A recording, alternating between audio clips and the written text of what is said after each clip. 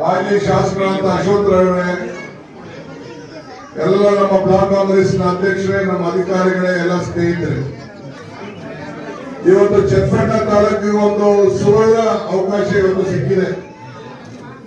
ಈ ತಾಲೂಕಿನಲ್ಲಿ ಸುಮಾರು 500 ಕೋಟಿ ರೂಪಾಯಿಯಷ್ಟು ಕೆಲಸ ನಡೀತಾ ಇದೆ.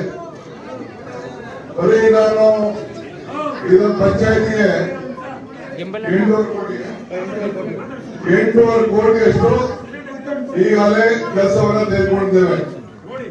ಇದೊಂದು 20 ವರ್ಷದಿಂದ ಸಮುದಾಯ ಭವನ ನಿಂತೋಗಿತ್ತು.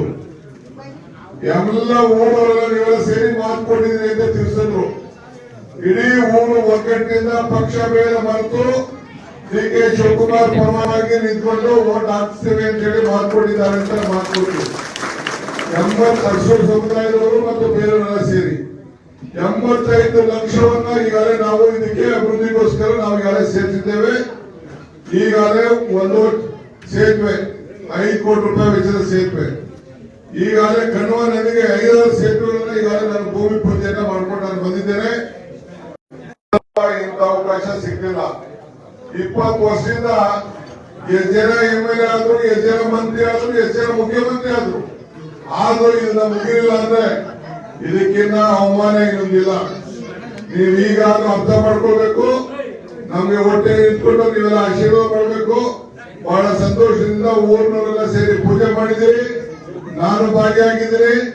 ಸೈಟ್ಗಳು, ಮನೆಗಳು ಎಲ್ಲ ಕೂಡ ಕೊಡ್ಲಿಕ್ಕೆ ಈಗಾಗಲೇ ಕಾರ್ಯಕ್ರಮ ನಿರೂಪಿಸಿದ್ದೇವೆ. ಸುವರ್ಣ ಅವಕಾಶ ಇವತ್ತು ಬಂದಿದೆ. ಅಕ್ಕಪಕ್ಕದ ವ್ಯವಸ್ಥೆಯಿಂದ ಹಿಡಿದು ಎಲ್ಲ ಕೆಲಸವನ್ನು ನಾವು ಮಾಡ್ತೇವೆ.